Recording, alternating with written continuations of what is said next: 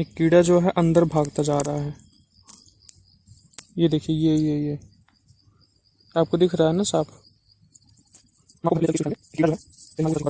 इस समय धान की फसल में एक तना छेदक कीट लगा हुआ है, जिसकी वजह से धान का जो पौधा है वो सूखता चला जा रहा है। इससे किसान बहुत ज़्यादा परेशान है। तो आज हम उसी के बारे में बात करेंगे कि ये जो कीट है इसको हम अपने धान की फसल में से कैसे दूर करें, अपनी धान की फसल को कैसे बचाएं।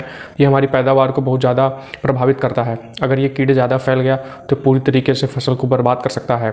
इसको हम बचाने का उपाय भी बताएंगे और ये किस तरीके से फैलता है, इसे आप पहचानेंगे कैसे कि ये वही कीट है। तो ये सारी बातें हम आगे आपको वीडियो में बताएंगे, तो वीडियो को पूरा देखिएगा।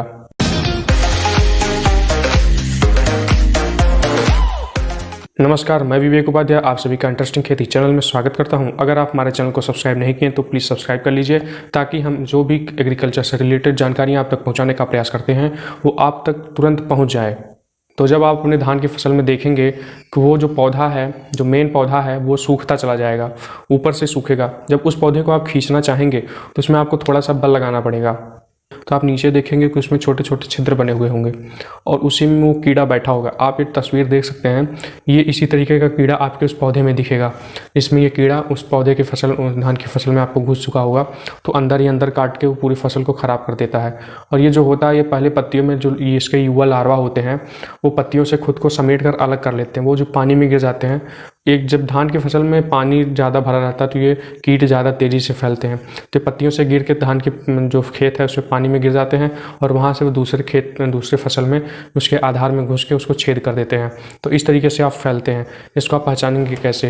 ये जब कीट लग जाता है, अगर आपके धान की फसल में बाली नहीं निकली है तो अलग बात है, वो तो सूख जाएगा पौधा पूरा। अगर बाली निकली है तो उसमें आप देखेंगे कि बाली जो है सफ़ेद पड़ने लगती है, उसमें धान के दाने नहीं होते हैं। और यदि आप अपने धान की फसल में यूरिया का ज़्यादा इस्तेमाल किए हैं तो भी ये जो कीट है वो उसको फैलने में ज़्यादा आसानी होती है।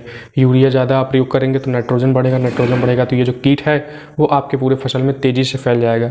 ये सारी चीज़ें हो गई। अब इसको बचाने का क्या उपाय है? तो बचाने के लिए आपको मार्केट में एक दवा मिल जाएगी, कार्टाफ हाइड्रोक्लोराइड 4G करके एक दवा आती है दानेदार। उसको आपको 1 एकड़ फसल में 8 किलो के हिसाब से छिड़काव कर देना है। आपको कुछ दुकानदार बताएंगे कि आप इसको यूरिया में मिक्स करके छिड़काव करिए, बट इस समय जो फसल हो गई है वो 80-90 दिन के ऊपर की हो गई है।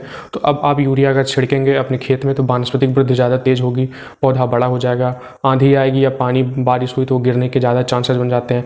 इस समय बाली निकलने के अवस्था आ गई है, तो इसलिए आपको केवल हम सलाह देंगे कि अगर आपको दवा केवल छिड़कना चाहते हैं तो केवल दवा छिड़के। अगर आपको आसानी से छिड़कना तो आप राखी मिला लीजिए या फिर रेत में मिक्स करके आप इस दवा का छिड़काव कर सकते हैं। तो इसको 8 kg दवा 1 एकड़ में आपको छिड़काव करना है। तो इस तरीके से आप अपने फसल को इस तना छेदक कीट से बचा सकते हैं। तो अगर इस तरह की कोई और भी जानकारी आपको चाहिए, आपकी फसल में कोई और रोग लगा है तो हमसे कमेंट करके पूछ सकते हैं। हम आपकी सारी समस्याओं का समाधान करने की पूरी कोशिश करेंगे। तब तक आप अपने घर पर रहिए, स्वस्थ रहिए, मस्त रहिए। मिलेंगे हम आपसे अगले वीडियो में। तब तक आप अपना ध्यान रखिए। जय हिंद, जय भारत।